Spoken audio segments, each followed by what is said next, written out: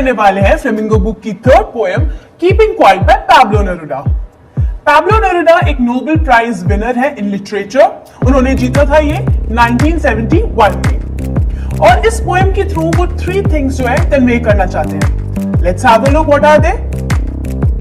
So these are the 3 things जो poet convey करना चाहते हैं इस पोएम के थ्रू। फर्स्ट है पीस एंड यूनिटी, सेकंड है इंट्रोस्पेक्शन एंड थर्ड है mutual understanding among human beings.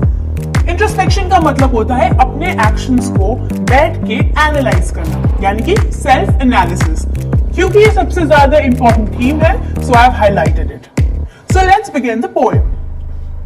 Now we will count to 12 and we will all keep still. In the first 2 lines poet ये कहना चाहते हैं कि अब हम सब काउंट करेंगे 12 तक। अब आप कहेंगे 12 तक काउंटिंग क्यों? आपने कभी भी नोटिस किया होगा कुछ लोग ऐसे होते हैं जब उन्हें गुस्सा आता है तो वो काउंटिंग करना शुरू कर देते हैं।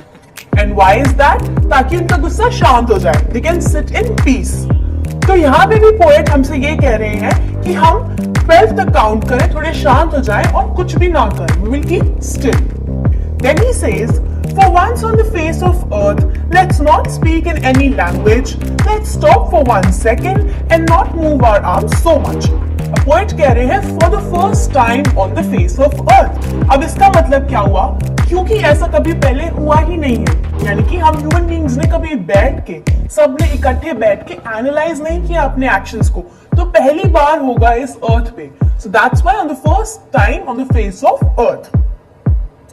Let's not speak in any language का मतलब क्या हुआ? Language represents a verbal and non-verbal. जैसे हम साइन लैंग्वेज के थ्रू भी बात करते हैं, टेक्सटिंग भी करते हैं हम। So verbal और non-verbal, एक्शंस वाली लैंग्वेज और मुंह से बोलने वाली लैंग्वेज, दोनों हम कुछ ना बोले, एकदम शांत रहें। Let's stop for 1 second and not move our arms so much. अब आर्म्स का मतलब यहाँ पे 2 चीजें हैं। एक आर्म्स का मतलब है हमारे हैंड्स जिनसे हम काम कर रहे हैं, और दूसरी आर्म्स का मतलब है यहाँ पे द वेपन्स। वेपन्स को आर्म भी कहा जाता है, मतलब कि हम वेपन्स ना चलाएं या फिर अपने हाथ ना मूव करें। Next he says, it would be an exotic movement without rush, without engines, we would all be together in sudden strangeness. So poet says कि हमारे लिए exotic यानी कि एक unfamiliar या new चीज होगी, क्योंकि हमने पहले कभी करी नहीं है। क्योंकि यहाँ पे कोई रश नहीं होगा, कोई इंजन्स की आवाज नहीं होगी, शोर शराबा नहीं होगा, हम सब शांत होंगे और हम सब टुगेदर होंगे एक स्ट्रेंजनेस में। अब ये स्ट्रेंजनेस क्या है? ये पीस, ये ट्रंक्वालिटी, ये शांति, ये हमारे लिए स्ट्रेंज होगा। तो हम सब इस स्ट्रेंजनेस में एक साथ होंगे। Then he says, fishermen in the cold sea would not harm whales and the man gathering salt would look at his hurt hands.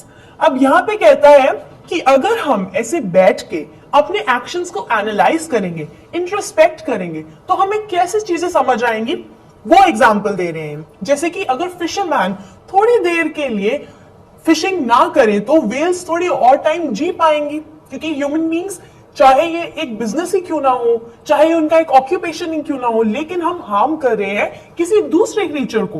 तो अगर हम ये नहीं करेंगे, थोड़े टाइम अगर फिशरमैन इंट्रोस्पेक्ट करेंगे, तो उन्हें रियलाइज होगा कि ये भी गलत कर रहे हैं, एंड वेल्स थोड़े और टाइम जी लेंगी।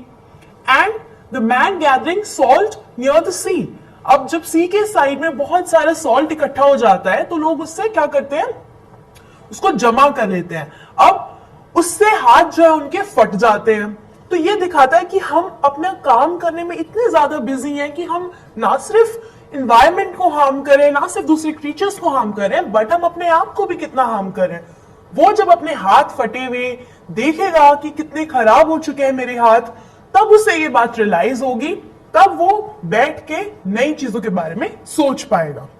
Next he says, those who prepare green wars, wars with gas, wars with fire, victory with no survivors. अब ये सबसे ज्यादा इंपॉर्टेंट है, क्योंकि ये रेफरेंस टू कंटेक्स्ट से डायरेक्ट क्वेश्चन आता है। तो कहते हैं पोएट कि हम एक तरह से एक वॉर रेज कर रहे हैं against the environment. Green war यहाँ पे क्या शो करता है, जो वॉर हम एनवायरमेंट पे कर रहे हैं। अब कैसा, हम प्लास्टिक इतना यूज कर रहे हैं, हम फॉरेस्ट काट रहे हैं, हम सब गलत कर रहे हैं एनवायरमेंट के साथ, उसकी नेचुरल रिसोर्सेज के साथ। तो उसके अगेंस्ट हमारा एक वॉर ही हुआ, ये green war, and then wars with gas, wars with fire, यानी कि जब दो आपस में कंट्रीज लड़ती हैं तो कितने कितने अलग अलग weapons, biological weapons, chemical weapons, इन सब से वॉर लड़ती हैं। ये सारे वॉर्स तो होते हैं, लेकिन यहां पे क्या होता है, विक्ट्री विद नो सर्वाइवर्स। अब ऐसी जीत का क्या फायदा जिसको सेलिब्रेट करने वाला ही कोई ना हो। तो विक्ट्री तो है बट कोई सर्वाइवर ही नहीं है, ना उस साइड जहां पे दूसरी कंट्री जीती है और ना उस साइड जहां पे दूसरी कंट्री हारी है, कोई है ही नहीं। Then he says, would put on clean clothes and walk about with their brothers in the shade doing nothing. अब इस तरह की सिचुएशन में जब ये सब हो जाता है तो हमें क्या करना चाहिए, हमें क्लीन क्लोथ्स पहनने चाहिए। ये क्लीन क्लोथ्स यहाँ पे स्पेसिफिकली बात कर रहे हैं आर्मी की, जो एक दूसरे के अगेंस्ट वॉर लड़ती है, चाहे वो ये नहीं सोचते वो भी ह्यूमंस है, उनके लिए सामने वाला दुश्मन है, तो they would put on clean clothes. Clean clothes के यहाँ पे 2 मीनिंग्स है। Let's have a look, क्या है वो। So the word clean clothes here refers to सबसे पहले new beginnings and second is clothes that aren't stained from mud and blood. अब जब आर्मी लड़ती है तो obviously bloodshed होता है, उनके कपड़े गंदे हो जाते हैं, मड लगती है, ब्लड होता है। तो फर्स्ट मतलब है क्लीन क्लोथ्स पहनने का, to wear clothes that are not stained, and second जो है वो है न्यू बिगनिंग्स। न्यू बिगनिंग्स मतलब जब ये सब चीजें रियलाइज करेंगे कि हम कितना हार्म कर रहे हैं एनवायरमेंट को और हमें इन एनवायरमेंट के अगेंस्ट जो हम वॉर रेज कर रहे हैं इनको स्टॉप करना चाहिए, तब वो जब इन सब चीजों के बारे में सोचेंगे तो एक नई बिगनिंग से आगे बढ़ेंगे। So it talks about new beginnings. And new beginnings का मतलब ये भी है कि जिस तरह से जब ये सब लोग बैठ के सोचेंगे अपने एक्शंस के बारे में, दोनों तरफ की आर्मी, तो वो एक दूसरे को एज ए ब्रदर ट्रीट करेंगी और दोनों कुछ भी नहीं करेंगी एक्सेप्ट सिटिंग एंड एनालाइजिंग कि उन्होंने क्या क्या गलत काम किए हैं, क्या क्या एक्शंस किए हैं, लेकिन अब उनको आगे और क्या करना है, यानी कि अब उनको आगे न्यू बिगनिंग करनी है। So this is what the poet wants to say. Next he says, what I want should not be confused with total inactivity. Life is what it is about. I want no truck with death. If we were not so single-minded about keeping our lives moving and for once could do nothing, perhaps a huge silence might interrupt the sadness of never understanding ourselves and of threatening ourselves with death.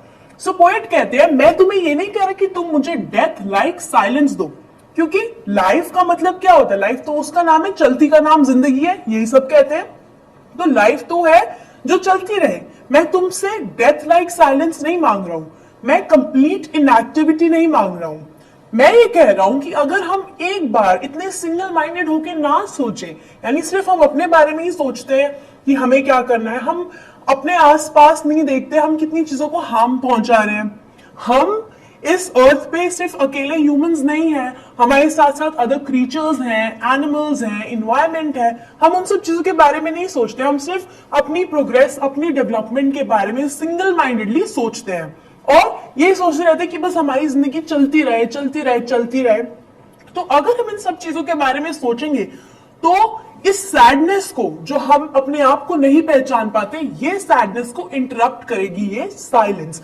आपने देखा होगा जब भी आपसे कोई एकदम से पूछता है कि चलो अपने बारे में बताओ, तो आप थोड़ा टाइम लेते हो बताने में। क्यों? क्योंकि आप एकदम से नहीं सोचते, आपको नहीं पता होता कि आपको क्या अच्छा लगता है, आप कौन हो, आपको क्या चीजें अच्छी लगती हैं। ये सारी चीजें हम तभी तो समझ पाएंगे जब हम बैठ के इंट्रोस्पेक्ट करेंगे, एनालाइज करेंगे अपने एक्शंस को।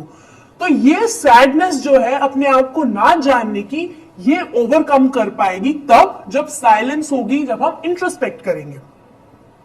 Then poet says कि हम सब लोग अपने आप को डेथ से हमेशा थ्रेटन करते रहते हैं, जैसे कि हमें मरने से पहले ये भी करना है, वो भी करना है। हम एक डेडलाइन बना लेते हैं। क्यों? क्योंकि हमें डर लगता है डेथ से। तो पोएट कहते हैं कि जब हम अपनी चीजों के बारे में सोचेंगे, अपने एक्शंस के बारे में सोचेंगे, अपने आसपास क्रीचर्स के बारे में सोचेंगे, तब हमें रियलाइज होगा कि हम ये सब चीजें क्यों कर रहे हैं, हम इतने सिंगल माइंडेड क्यों हो रहे हैं। हमें दूसरी चीजों के बारे में भी सोचना चाहिए। Then he goes on saying, perhaps the earth can teach us as when everything seems dead and later proves to be alive. अब यहाँ पे पोएट कहते हैं, जिसे पिछले स्टैंजा में उन्होंने एक्सप्लेन किया था कि वो डेथ लाइक साइलेंस नहीं मांग रहे। वो कहते हैं कि जिस तरह से अर्थ हमें टीच करती है, वो हमसे कहते हैं कि हमें अर्थ से इंस्पिरेशन लेनी चाहिए। अब देखिए, अर्थ है तो बहुत सारे सीजन्स है हमारे पास, समर, विंटर, ऑटम, स्प्रिंग, ये सारे सीजन्स है हमारे पास।